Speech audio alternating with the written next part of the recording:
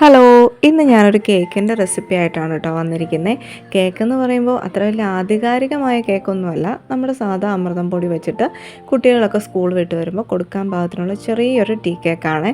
ഇതിൽ അത്ര വലിയ സംഭവമൊന്നുമില്ല, ക്രീം കേക്ക് ഒന്നും അല്ല കേട്ടോ, സാധാ ഒരു കേക്ക്. അപ്പോൾ ഞാൻ 1 കപ്പ് അമൃതം പൊടിയാണ് കേട്ടോ എടുത്തിരിക്കുന്നത്. അതിലേക്ക് ഇത് ഈ ചെറിയൊരു കപ്പിൽ പഞ്ചസാര എടുത്തിട്ടുള്ളത്. കാരണം എന്താണെന്ന് വെച്ചാൽ അമൃതം പൊടിക്ക് ഓൾറെഡി പഞ്ചസാര നമ്മുടെ മധുരമൊക്കെ ധാരാളം ഉണ്ടല്ലോ.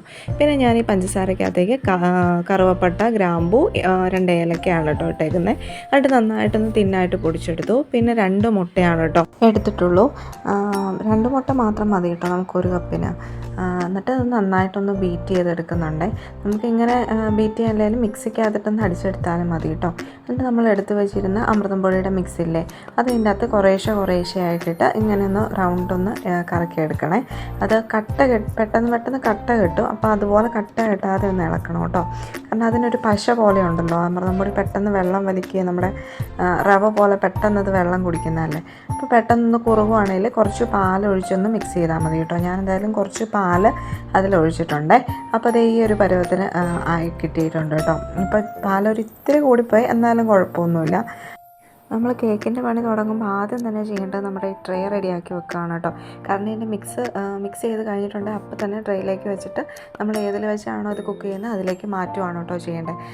അതെന്തിനാണെന്ന് ചോദിച്ചാൽ സത്യം പറഞ്ഞാൽ എനിക്കും അറിയില്ല കേട്ടോ.